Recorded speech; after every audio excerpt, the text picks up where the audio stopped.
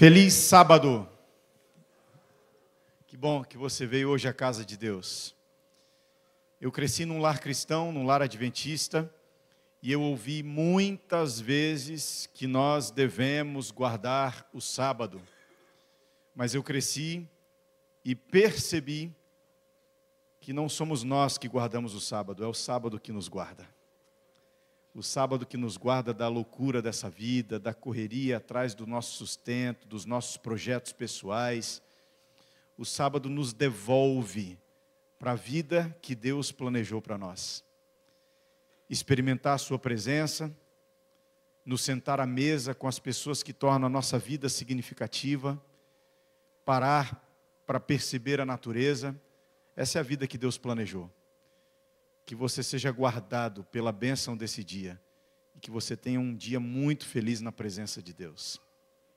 Estou muito feliz de estar aqui. Essa semana passou muito ligeiro.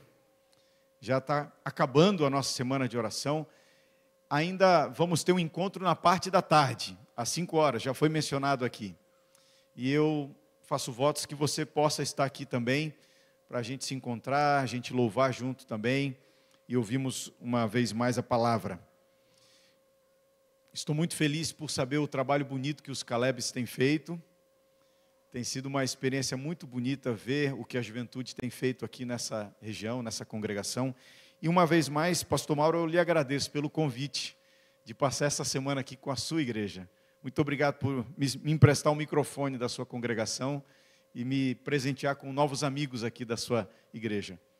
Que Deus continue usando você poderosamente como tem feito até aqui. Essa igreja tem um grande pastor e uma linda família pastoral. Que Deus abençoe muito o período que vocês abençoarem esta igreja com o ministério de vocês. Você está com a sua Bíblia? Eu queria convidá-lo a abri-la no Evangelho de João, capítulo 13. Eu vou começar o sermão com a minha fala, mas a mensagem desta manhã ela vai ser concluída com os emblemas que estão postos à mesa aqui à frente. Nós começamos esta mensagem lendo o que está escrito no Evangelho de João, capítulo 13. É um texto conhecido que eu convido você a ler mais uma vez, com o nosso coração aberto, para ouvir o que Deus tem a nos dizer.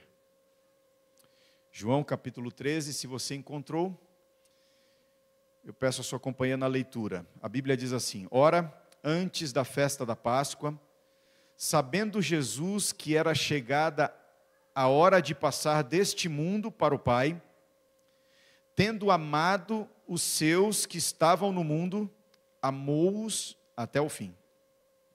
Durante a ceia, tendo já o diabo posto no coração de Judas Iscariotes, filho de Simão, que traísse Jesus, sabendo este que o Pai tudo lhe confiara às suas mãos, e que ele viera de Deus e voltava para Deus, levantou-se da ceia, tirou a vestimenta de cima, e tomando uma toalha, cingiu-se com ela. Depois, deitou água na bacia e passou a lavar os pés aos discípulos, e a enxugar-lhes com a toalha com que estava cingido. Aproximou-se, pois, de Simão Pedro, e este lhe disse: Senhor, tu me lavas os pés a mim? Respondeu-lhe Jesus: O que eu faço não o sabes agora, compreendê-lo-ás depois. Disse-lhe Pedro: Nunca me lavarás os pés. Respondeu-lhe Jesus: Se eu não te lavar os pés, não tens parte comigo. Então Pedro lhe pediu: Senhor, não somente os pés, mas também as mãos e a cabeça.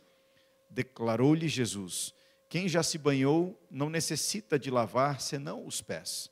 Quanto ao mais, está todo limpo. Ora, vós estáis limpos, mas não todos. Pois ele sabia quem era o traidor. Foi por isso que disse: nem todos estáis limpos. Desse texto conhecido, da refeição mais conhecida da história, eu gostaria de compartilhar com você 3 lições. A primeira lição tem que ver com Jesus. A segunda lição tem que ver com Pedro. A terceira tem que ver com Judas. A primeira lição: Jesus estava diante da morte. o texto bíblico diz, ele sabia as coisas que iriam lhe acontecer. E eu até mencionei isso ontem aqui. Quando alguém está diante da morte, nascem no seu coração, ou estão claras diante das suas vistas, as reais prioridades da existência. Perceba, Jesus tem poucas horas de vida, e ele escolheu um lugar especial, pessoas especiais e um tema especial. Jesus não está, horas antes da sua morte, alimentando uma multidão. Isso era importante, mas não era a sua prioridade. Jesus não estava no alto de um monte pregando para uma multidão. Isso era importante, mas não era a sua prioridade. Jesus não estava curando pessoas, Jesus não estava distribuindo vagas de emprego, Jesus não estava ressuscitando alguém, Jesus estava no lugar especial, com pessoas especiais, e o tema da sua conversa era muito importante. Se você ler atentamente tudo que foi dito nessa conversa, nesse último encontro de Jesus com os discípulos, o que compreende os capítulos 13, 14, 15, 16 e 17 do Evangelho de João, você vai ler 36 vezes um verbo e um substantivo sendo repetidos alternadamente. Jesus fala insistentemente, ele repete insistentemente a palavra amor. Que vos ameis uns aos outros. Nisto conhecerão que são meus discípulos, se amarem uns aos outros. O meu amor, o amor que há no Pai, o amor de vocês, o amor que há em mim, amor, amai-vos, amor, amem, amor, amem-se uns aos outros, amor, amai-vos, amor, amor. Jesus traz para diante dos seus discípulos a prioridade, amor. Porque tudo que a gente faz na nossa vida espiritual, tudo que a gente vive na nossa caminhada cristã, tem que ter como ponto de partida e destino, amor. Mas Jesus não se contentou em falar sobre isso. Ele desejou ilustrar o que estaria para acontecer na cruz do Calvário. O texto diz que ele se levantou, colocou uma toalha ao redor da cintura, e se curvou para lavar os pés dos discípulos. Naquele gesto de Jesus, que muitos de nós já participamos em memória dele, antes de entrar nesse auditório, nesta igreja, quando Jesus se curvou para lavar os pés dos discípulos, de alguma maneira ele estava ilustrando o que ele faria na cruz do Calvário. Porque a cruz do Calvário é o maior gesto de serviço do céu para a terra. Se o céu enviasse para nós cura para todas as doenças, se o céu enviasse para nós recurso para cada necessidade, se o céu enviasse para nós resposta para todas as perguntas, isso não seria o bastante. O maior ato de serviço do céu à terra foi o Filho de Deus se fazer homem e morrer na cruz do Calvário.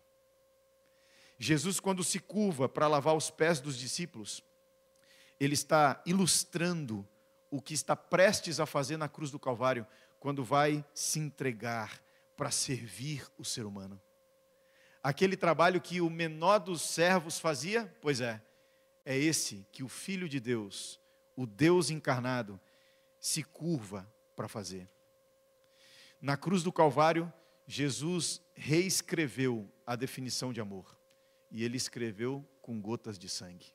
O texto bíblico diz que, tendo amado os seus discípulos, amou-os até o fim. Até a última consequência, até a última lágrima, até o último minuto, até a última gota de sangue, até a cruz. Deus, em Jesus, nos entrega a maior expressão do seu amor. A primeira lição tem que ver com prioridades. O amor a Cristo deve ser a nossa prioridade em tudo o que fazemos. A segunda lição, Pedro. Jesus estava lavando os pares de pés, empoeirados, sujos, indignos. E ele chega até Pedro. Pedro é aquela figura, não é? Impulsivo, desastrado com as palavras. Pedro é aquele que, quando tinha que ficar calado, ele falava. Mas quando tinha que falar, ele negava.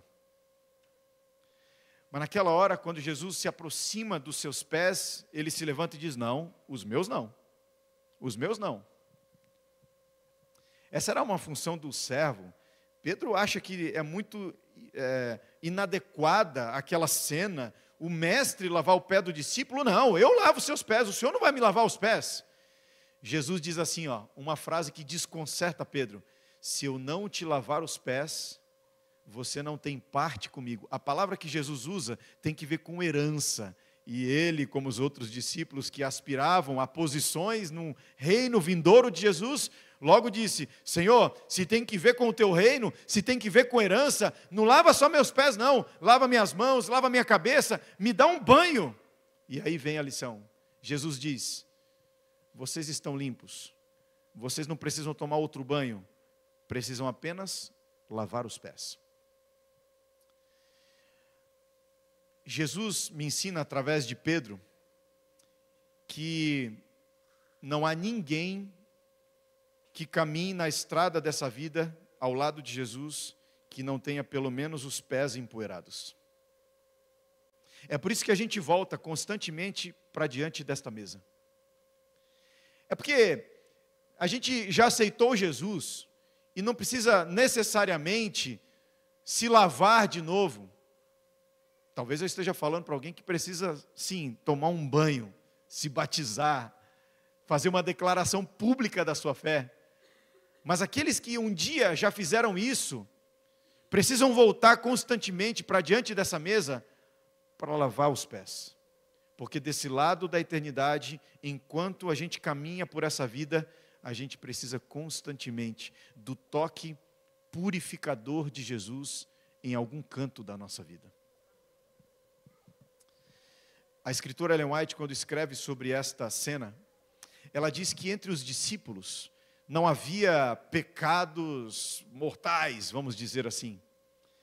Não havia entre eles adultério, roubo, exceto Judas, não é? Não havia entre eles crimes, mas havia naquela cena pecados escondidos no coração, tais como vaidade, arrogância, orgulho, um senso de suficiência. E eram esses cantos escuros da vida, eram esses pés empoeirados que Jesus precisava tocar. Talvez eu esteja falando para um grupo de pessoas que já declarou sua fé pública em Cristo, mas ao voltar para diante desta mesa, o convite dele é que você permita que ele toque os cantos do seu coração. É que você traga para diante desta mesa a confissão de que precisa do toque restaurador das mãos de Jesus em cantos da sua existência, nos seus pensamentos, nas suas relações, nas suas finanças, nas suas prioridades. Talvez haja algo silencioso e secreto no seu coração, mas é nestas coisas que Jesus hoje deseja tocar, para purificar, para transformar, para devolver ao seu plano ideal. A segunda lição, a de Pedro, tem que ver com os pés empoeirados, os cantos da vida em que precisamos ainda do toque de Jesus. A terceira e última lição, Judas. Você percebe que se Judas tivesse se arrependido até esse momento, ele não seria conhecido hoje como o grande traidor. Exceto Jesus, ninguém mais sabia naquela cena dos planos maléficos, terríveis que Judas tinha no seu coração. Eu disse, exceto Jesus, porque Jesus tinha consciência do que ia lhe acontecer e através de quem isso aconteceria. Sabe o que me assombra em Cristo? Jesus sabia dos planos de traição de Judas. Mas enquanto lavava os pés dos discípulos, quando chegou até o par de pés de Judas, Jesus não disse palavra, Jesus não o constrangeu, Jesus não o excluiu de seu gesto amoroso. Sabe o que Jesus fez com Judas? Jesus lavou seus pés. Mas enquanto tocava aos pés de Judas, o que Jesus pretendia era tocar-lhe o coração. enquanto lavava os seus pés, Jesus tentava, de alguma maneira, atingir o seu coração. Olha que coisa esquisita. Judas queria, mais do que tudo, que Jesus fosse o próximo rei de Israel. Mas ele não permitiu, antes de tudo, que Jesus fosse o rei do seu coração. Judas queria ver Jesus sentado num trono para comandar o mundo, mas Judas não permitiu que Jesus reinasse na sua vida para determinar o seu futuro. A terceira lição que tem que ver com Judas é possível que a gente tenha sentido durante essa semana o toque de Jesus em muitas áreas da nossa vida. Eu me sinto muito feliz durante uma semana como essa que a gente teve, quando eu atendo uma pessoa, quando eu recebo um bilhete, quando eu recebo uma mensagem e alguém diz: pastor, aquele sermão tocou uma área específica da minha vida. Aquela mensagem, Deus falou comigo para uma questão que eu precisava decidir. A gente vai sentindo assim as manifestações, os toques de Jesus. Mas mais do que tocar os cantos empoeirados da vida, Jesus deseja ter acesso ao trono do nosso coração. Se tem alguém aqui, essa manhã me ouvindo, que sentiu o toque de Jesus, isso é só a introdução do que Ele pode fazer, se Ele tiver autorização para reinar no seu coração e na sua vida.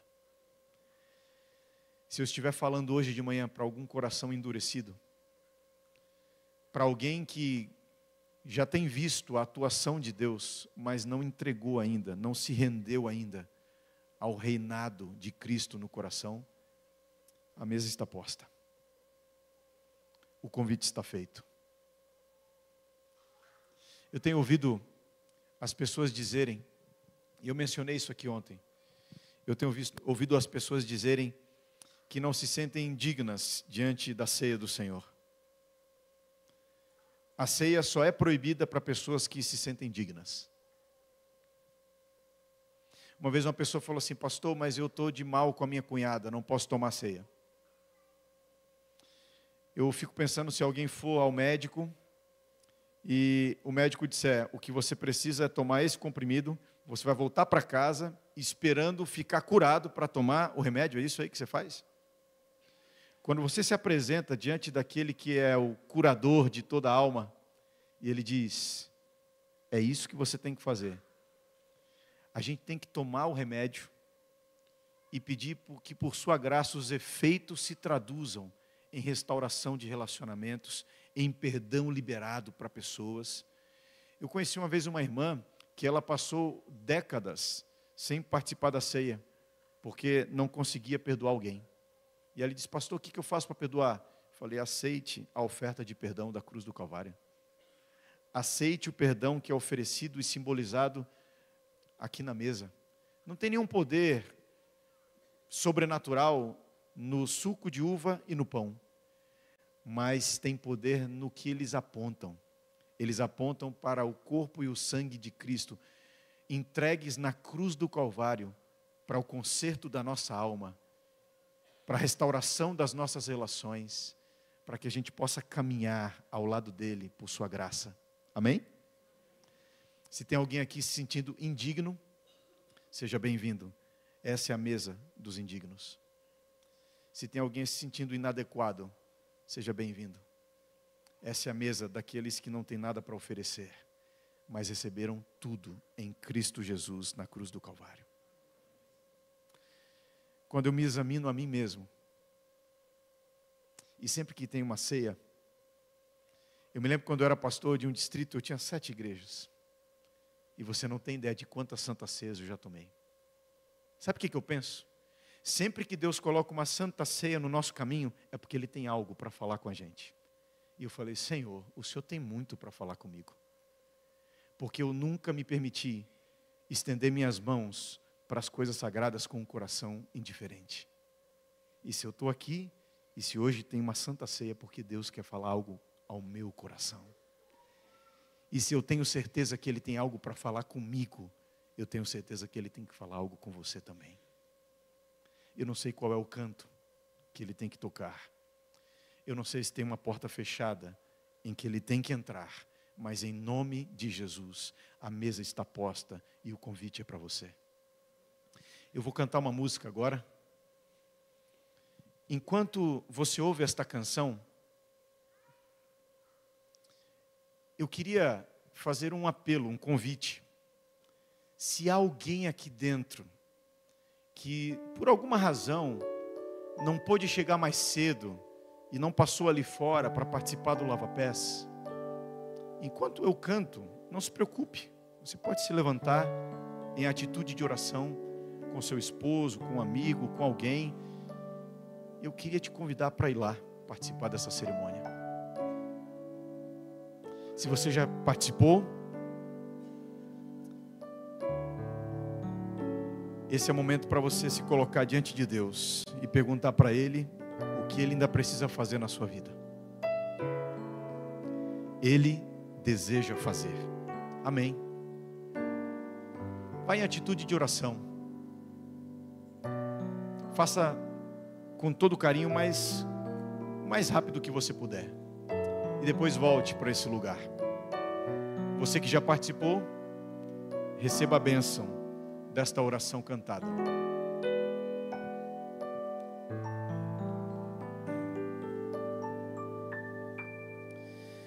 De todo meu coração quero pedir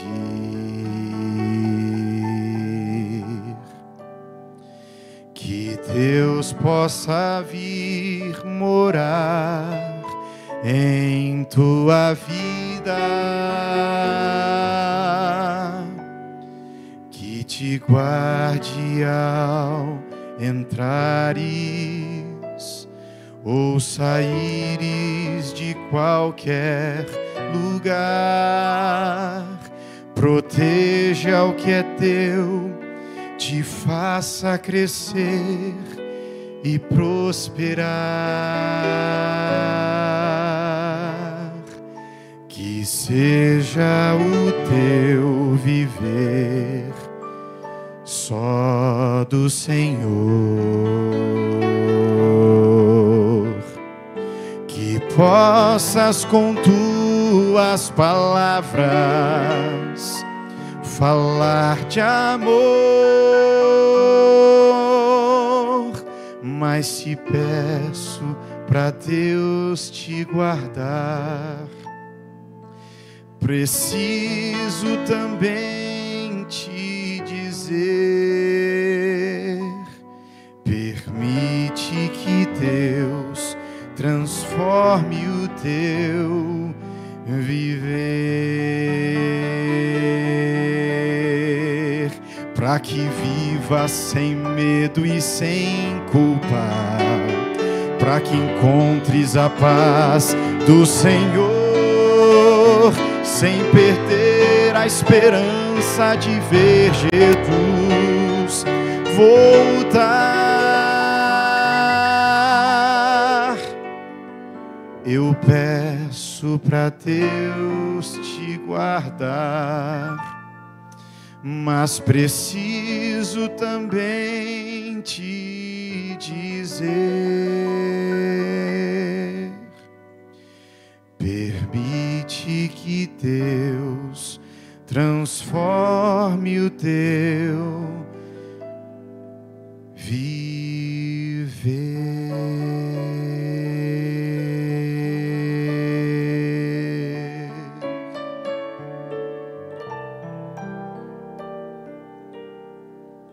Amém. Deus tem algo a fazer na nossa vida.